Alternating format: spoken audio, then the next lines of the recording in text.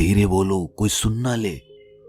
ये बात हम सब के कानों में पड़ी होगी और हमारे मुंह से भी निकली होगी, लेकिन सोचने की बात यह है कि ये वाक्य कब कब हमारे मुंह से निकलता है और कब कब हमारे कानों में पड़ता है, क्योंकि ऐसे कम ही गुप्त राज होते हैं जो हम दूसरों के कानों में पड़ने नहीं देना चाहते।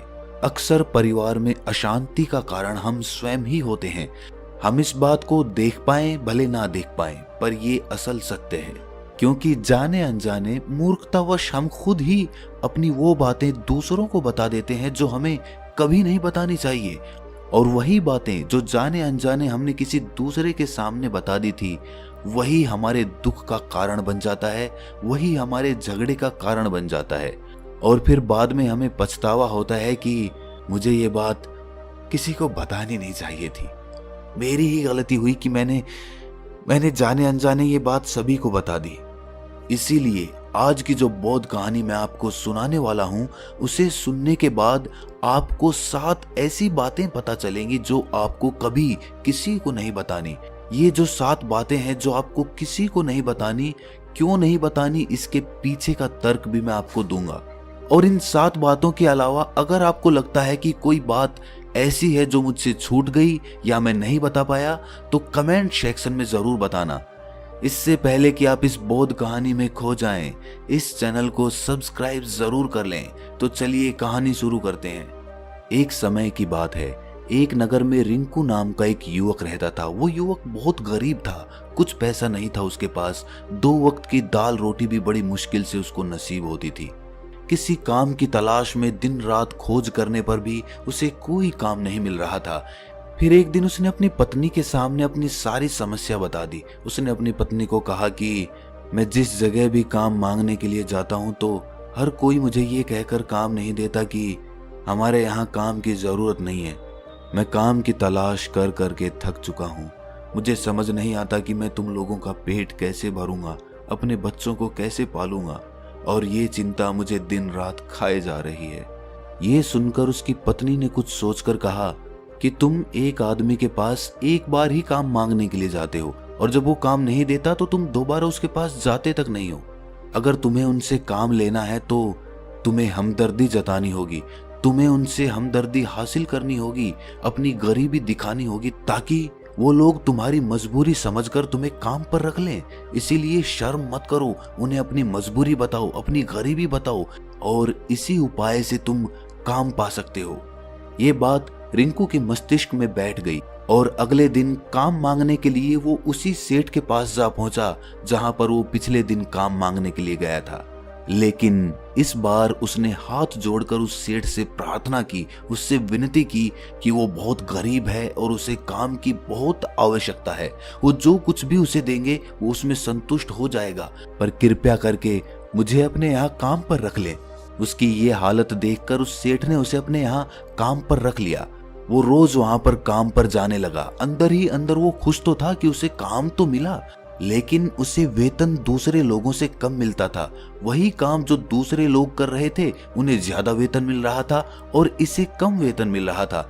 जब इस बारे में उसने अपने सेठ से कहा तो सेठ ने कहा कि देखो भाई, तुम्हें काम की जरूरत थी, मैंने तुम्हें काम दिया, मेरा धन्यवाद करने की बजाय तुम मुझसे शिकायत कर रहे हो, ये कैसी भलमनसाहत है। ये सुनकर रिंकू वहीं पर चुप हो गया। बात कहीं ना कहीं सत्य थी, सच थी। सेठ ने तो उसे उसकी मजबूरी के हिसाब से ही काम दिया था और इसीलिए वो उसे अपने अनुसार ही वेतन देता था।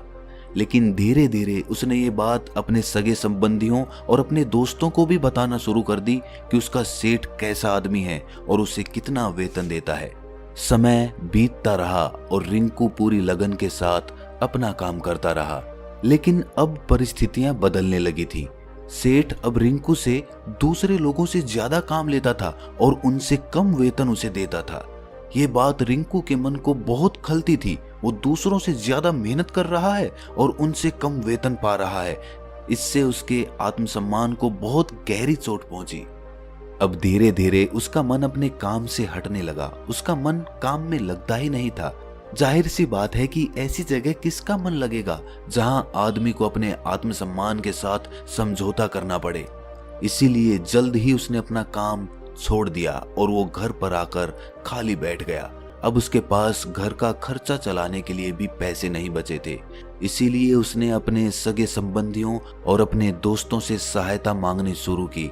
लेकिन उसके दोस्त उसके सामने तो उसे दया का पात्र समझते थे, उसे दिलासा देते थे, लेकिन पीछे से उसका मजाक उड़ाते थे। वो कहते कि कितना बेवकूफ है, सेठ ने इतना काम लिया और बेचारे को पैसे भी नहीं दिए। अरे हम इसको पैसे दे दें तो ये कल हमारा भी पैसा वापस कर पाएगा? इसकी ऐसी हालत है, काम तो इसके पास कुछ है नहीं, पैसा कहां से लाके देगा? और इसी वजह से रिंकू की हालत दिन ब दिन खराब होती जा रही थी। अब वो दिन रात तनाव में रहने लगा था। वही दोस्त, वही सगे संबंधी जो उसके अपने होने का दिखावा करते थे, वो उसे दया का पात्र समझ रहे थे। उन्हें उसके ऊपर तरस आ रहा था। सब लोग आकर उसे ज्ञान तो बहुत देते थे, लेकिन कोई सहायता नहीं करता था। और अक्सर ऐसा ही होता है, ज्ञान देने वाले तो बहुत मिल जाते हैं, लेकिन मदद करने वाले, उंगली पकड़कर, हाथ पकड़कर आगे चलाने वाले कितने लोग मिलते हैं। एक दिन उसे पता चला कि पड़ोस के गांव में एक बौद्ध भिक्षु आया हुआ है जो बहुत ही ज्ञानी है। रिंकू इतना तनाव में था कि उसे कोई रास्ता नजर ही नहीं आ रहा था। इसीलिए जाने अनजाने वो उस बौद्ध भिक्षु के पास पहुंच जाता है। वहां पहुंचकर वो सीधे उनके पैरों में गिरकर रोने लग जाता है। वो रोते रोते उन्हें अपनी सारी परिस्थिति बताता है। उसे बताता है कि किस तरह उसके सेठ ने उसका फायदा उठाया और उसके सगे संबंधी उसके साथ कैसा व्यवहार रखते हैं। सारी बातें सुनकर बौद्ध भिक्षु ने उसे चुप कराते हुए कहा कि भंते, ये सारी समस्याएं तुम्हारी बुद्धिहीनता, तुम्हारी मूर्खता के कारण उत्पन्न हुई है। अगर तुम्हारे अंदर विवेक होता तो इनमें से एक भी समस्या तुम्हारे चित्त को दुखी नहीं कर सकती थी, लेकिन तुमने अपने अविवेक के कारण, अपनी मूर्खता के कारण खुद ही अपने रास्ते में कांटे बिछा दिए। आज मैं तुम्हें 7 बातें बता रहा हूं जो भूलकर भी किसी को मत बताना, और इन बातों का अनुसरण करते हुए तुम बाहर से मिलने वाले दुखों को तो दूर कर ही सकते हो जो बेवजह दुनिया की वजह से तुम्हारे अंदर पनपते हैं।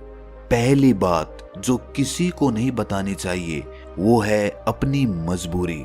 अपनी मजबूरी का दिखावा करके, दूसरों का दया पात्र बनके उनकी सहायता लेने की गलती कभी मत करना।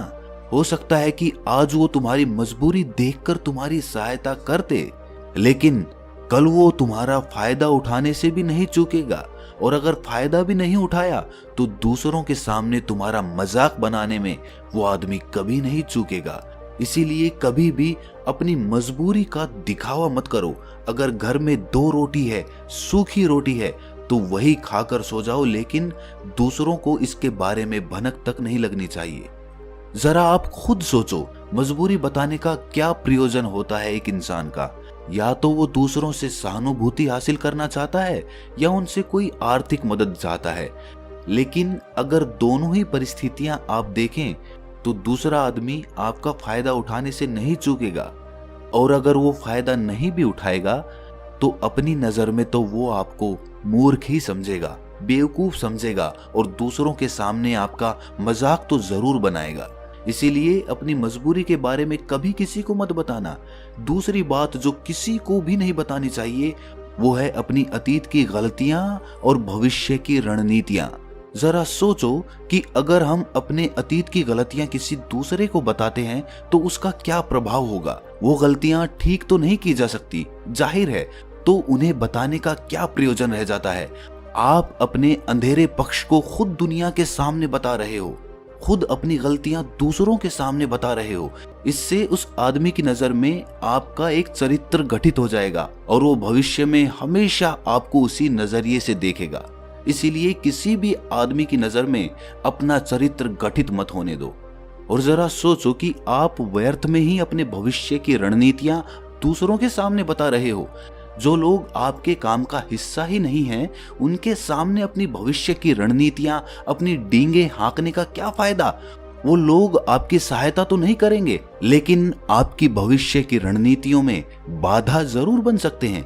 आप खुद अपने विवेक का इस्तेमाल करिए और सोचिए कि आपके साथ भी ऐसा हुआ है कि आपने अपनी भविष्य की रणनीति किसी को बताई हो और वो कामयाब ही ना हुई हो।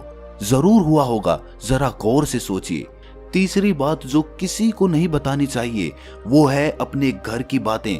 जो भी हमारे घर के अंदर आपस में बातचीत होती है, हमारे माँ बाप के साथ, हमारी पत्नी के साथ, हमारे बच्चों के साथ, वो बातें परिवार तक ही सीमित रहनी चाहिए। अगर आप इन बातों का दूसरों के सामने ढिंढोरा पीटते हो तो दूसरों को आपके घर में घुसने का एक मौका मिल जाता है और वो इसका फायदा उठाने से कभी नहीं चूकेंगे। वो आपके परिवार के सदस्यों को आपसे दूर लेकर जाने की कोशिश करेंगे। अक्सर ऐसा होता है, हम समाज में देखते हैं कि हम अपने घर के झगड़ों को कम करने के लिए उन झगड़ों को अपने पड़ोसियों और दूसरे सगे संबंधियों को बता देते हैं, लेकिन इससे आपको सहायता कभी नहीं मिली होगी, बल्कि आपके घर के लड़ाई झगड़े और ज्यादा बढ़ गए होंगे और वो जाहिर है वो बढ़ेंगे।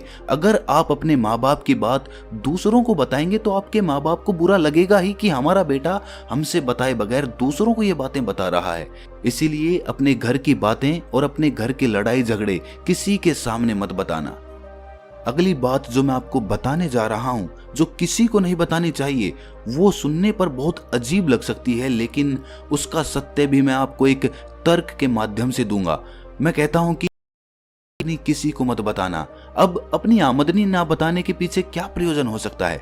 जरा सोचिए कि आप अपनी आमदनी अपने दोस्तों को बता देते हैं, तो जब आपके दोस्तों को जरूरत पड़ेगी तो वो सिर्फ आपको ही याद करेंगे, क्योंकि उनको पता है कि अगर आपकी आमदनी ज्यादा अच्छी है तो आप ही उनकी मदद कर सकते हैं और इसीलिए ज्यादा लोग आपसे सहायता मांगेंगे। और जब आप उनकी सहायता नहीं करेंगे तो वो सोचेंगे कि इस आदमी के पास पैसे हैं, मेरी सहायता कर सकता है, लेकिन ये सहायता कर नहीं रहा है।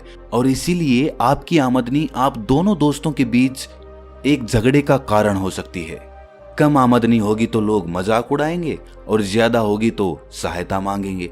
तो अपनी आमदनी बताने का कोई प्रयोजन नहीं है। अगली बात जो मैं आपको बताने वाला हूं उसे अपनी गांठ बांध लेना और किसी को ये बात मत बताना। अपनी कमजोरियां और अपनी ताकत।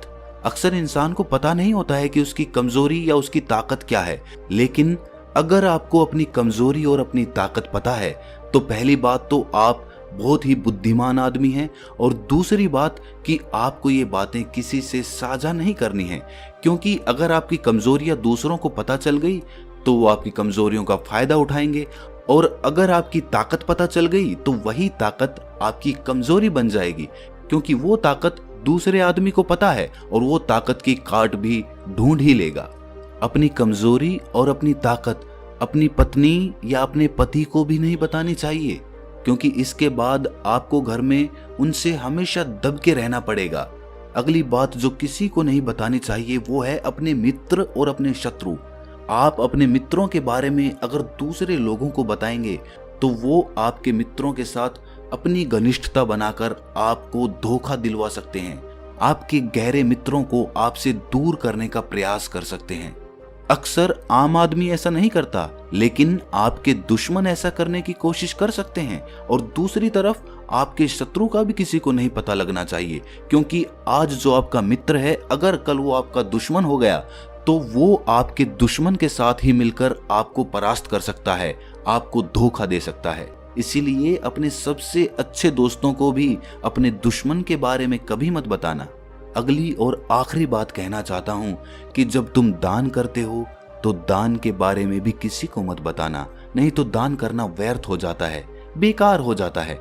जब आप अपने दान का ढिंढोरा पीटते हो तो आप ये बता रहे हो कि मैं कितना बड़ा दानी पुरुष हूं, और ये आपके अंदर एक अहंकार निर्मित करेगा। इसीलिए दान गुप्त रूप से किया जाए उतना ही अच्छा होता है, उतना ही फलदायी होता है। जब आपका बायां हाथ दान कर रहा हो तो दाएं हाथ को भी ना पता चले कि बायां हाथ दान कर रहा है।